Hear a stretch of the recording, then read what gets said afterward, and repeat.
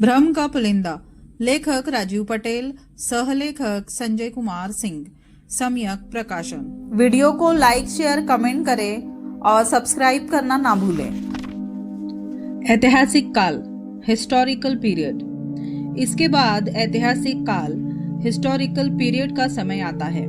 यह समय आज काफी महत्वपूर्ण है क्योंकि इस समय के बाद से जितने भी शासक वर्ग और विद्वान वर्ग हुए, उन सभी लोगों ने अपनी अपनी जानकारी का कुछ न कुछ लेखन जरूर किया था और आज वह लेखन की लिपि और भाषा पठनीय है। इसी का परिणाम है कि आज जमीन की कहीं भी खुदाई होती है तो पूर्व काल का लिखित अभिलेख प्राप्त होता है, जिसके परिणाम स्वरूप ही हम लोग उन सम्राटों या उस समय के विद्वानों के बारे में जानकारी प्राप्त करते हैं या कर रहे हैं। इसके बाद उस समय कई विदेशी यात्री भी भारतीय भूभाग पर यात्रा करने आए थे, जिन्होंने अपनी यात्रा के दौरान जो भी देखा था उन सभी को अपने यात्रा वृत्तांत द्वारा कलमबद्ध किया था। आज इन माध्यमों के द्वारा ही ऐतिहासिक काल की स्पष्ट और प्रामाणिक जानकारी मिलती है।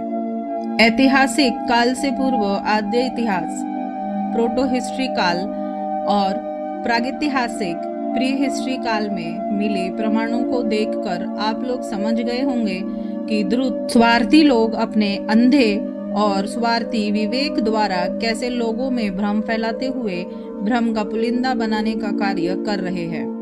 इस वजह से ऐतिहासिक काल में मिले लिखित साक्ष्यों को बहुत ही गौर से आकलन करने का समय आ गया है, क्योंकि इस समय जो लिखित साक्ष्य उपलब्ध है वह पठनीय है। अब आपको देखना है कि कौन कौन व्यक्ति द्वारा क्या क्या लिखित साक्ष्य मिला है और किस व्यक्ति के नाम से भ्रम का पुलिंदा बनाकर लोगों को दिग्भ्रमित किया जा रहा है। आज के भ्रमशीलों द्वारा ऐतिहासिक काल में भी बहुत से काल्पनिक पात्रों को पैदा करते हुए भ्रम का पुलिंदा बनाया गया है, जिनका अभी तक कोई साक्ष्य नहीं मिला है, लेकिन भ्रमशीलों के पास सत्ता का भरपूर सहयोग प्राप्त है। इस वजह से वैसे सभी पात्रों को आज शैक्षणिक पुस्तकों के माध्यम से समाज में स्थापित किया जा रहा है। अब समय आ गया है कि लोग उन सभी बातों पर तर्कशील बनते हुए केंद्रित हो और उन विषयों पर गहन छानबीन करते हुए भ्रमशीलों से पूछें। अगर आप ऐसा नहीं करते हैं तो भ्रमशील प्रजाति के लोग सभी को मूर्ख बनाते हुए मानसिक शोषण करेंगे और जब आपका मानसिक शोषण करेंगे तो उनका भला निश्चित होगा। इस वजह से आज सबसे ज्यादा जरूरी हो गया है कि उत्खनन द्वारा भ्रमशीलों के पास कौन सा साक्ष्य है और कौन सा साक्ष्य नहीं है, मूल भारतीय संस्कृति की पहचान वाले कौन से साक्ष्य है और कौन से साक्ष्य नहीं है। इस साक्ष्य वाले मूल मंत्र को सभी जागरूक मित्र कसकर पकड़े रहें और भ्रमशील समुदाय से सिर्फ इसी मुद्दे पर बात करें, क्योंकि भ्रमशील समुदाय के पास कोई साक्ष्य नहीं होता है, फिर भी वह हवा में गैस बनाकर धुआं का बादल खड़ा कर देता है और जब उसे कोई छोटा सा तिल जैसा साक्ष्य भी मिल जाता है तो वह चिल्ला चिल्ला कर उस तिल को ताड़ के पेड़ से भी बहुत बड़ा दरखत वृक्ष बना देता है। भारत में पाषाण काल मानव जीवन की शुरुआत, सिंधु काल मानव जीवन की व्यवस्थित सभ्यता, जिसमें स्पष्ट रूप से लिपि, स्तूप और बुद्ध के स्वरूप का प्राप्त होना के बाद मौर्य काल और गुप्त काल की संस्कृति में साक्ष्यों का जखीरा भरा पड़ा है। फिर भी भ्रमशील लोग उन सभी साक्ष्यों को खीरा के जैसा आम बना देते हैं और मौर्य काल एवं गुप्त काल में प्रयुक्त शब्दों को अपहृत करके अपने को खास बना लेते हैं। इन सारी बातों को आप लोग पुरातत्व संग्रहालय में देखकर अच्छे से समझ सकते हैं। आइए इन बातों को समझने के लिए हम लोग ऐतिहासिक काल को दो भागों में बांटकर देखेंगे।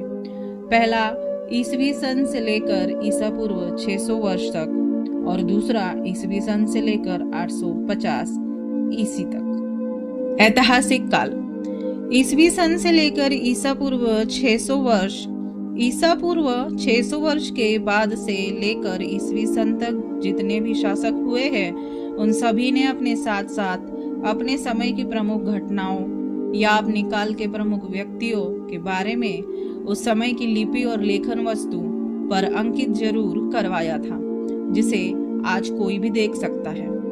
प्राप्त उन सभी लिखित साक्ष्यों को देखकर ही आज दावे के साथ कहा जा सकता है कि उस समय में कोई जाति या वर्ण व्यवस्था नहीं थी। फिर भी आज के भ्रमशील समाज या भ्रमशील लेखकों द्वारा उस समय जाति वर्ण होने की अफवाह फैलाते हुए भ्रम का पुलिंदा बनाया जाता है। ईस्वी सन से पूर्व के किसी भी शासक ने अपने आप को किसी जाति वर्ण में बांधकर नहीं लिखा है, यानी कि उस समय जाति वर्ण का जन्म नहीं हुआ था। दूसरा, उस समय शासक वर्ग के अलावा विद्वान वर्ग का साक्ष्य भी मिलता है, जिसमें से एक नाम तो विश्व विख्यात मार्गदाता भगवान बुद्ध का है, जिसे सब लोग जानते हैं तथा जिनका किसी जाति वर्ण से संबंध नहीं था। भ्रम फैलाने हेतु भ्रमिक समाज और उसके लेखकों द्वारा उन्हें भी क्षत्रिय वर्ण का बना दिया गया है, जो सर्वथा अनुचित है, क्योंकि उसके दो कारण हैं। पहला कारण यह है कि उस समय की भाषा लिपि में क्ष और त्र अक्षर नहीं थे, और दूसरा कारण उस समय के समाज में वर्ण नहीं थे। जाति और वर्ण की जगह पर उस समय कुल या वंश की परंपरा जरूर थी। यह कुलवंश की परंपरा भी उस समय सभी लोगों हेतु नहीं थी। यह परंपरा सिर्फ उन्हीं लोगों पर लागू होती थी जो उस समय के राजा या जनपद के प्रमुख होते थे, जिनका जनपद, महाजनपद, गणराज्य या देश पर आधिपत्य हो जाता था।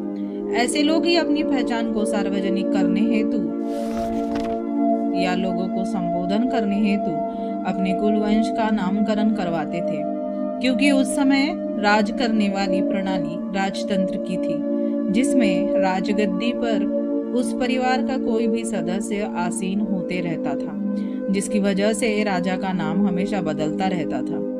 इसी नाम बदलने वाली प्रथा से बचने हेतु उस समय वंश परंपरा का निर्माण हुआ था, ताकि राजा बदलने के बाद भी राजवंश नाम एक बना रहे।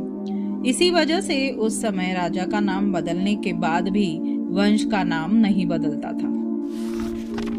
राजा के अलावा अन्य कोई व्यक्ति कितना भी प्रभावशाली क्यों न बन जाए, लेकिन वैसे लोगों का कोई कुलवंश का नामकरण नहीं मिलता है, या कहे तो वैसे लोगों के कुलवंश का नामकरण नहीं होता था। जैसे मक्खली गोसाल, निगंठ नाथपुत, पुरन कश्यप, अजीत केसकंबली, पखूत कच्चान, संजय बेलेठीपुत्त, आलार कालाम, मोगलायन, सारीपुत्त, महाकाश्यप, कात्यायन, उपाली आदि। फिर भी उस समय कुलवंश का नामकरण तरल था, तात्कालिक था, क्षणिक था, अस्थायी था। जब तक शासन के परिवार का स्थान राजा या किसी जनपद के प्रमुख के पद पर आसीन है, तब तक उस शासक की पहचान वंश से होगी, और जैसे ही शासक उस पद या स्थान से हटे, उनके वंश नाम की पहचान खत्म। यह थी सम्यक संस्कृति की समानता वाली व्यवस्था, लेकिन यह तो आज तरल से ठोस हो गई है, वर्णागत हो गई है, जिस वजह से सदियों पूर्व राजतंत्र में राजा रहने वाले के वंशज राजतंत्र खत्म होने के बाद भी आज लोकतंत्र में राजा या राजपूत नाम से अपने आप को बांधे हुए है, भले ही उसका वंशज आज किसी की कोठी में या किसी होटल में दरबानी का काम क्यों न कर रहा हो, या किसी के यहाँ ड्राइवरी का कार्य क्यों न कर रहा हो, फिर भी वह आज अपने को राजपूत वंश का ही समझता है।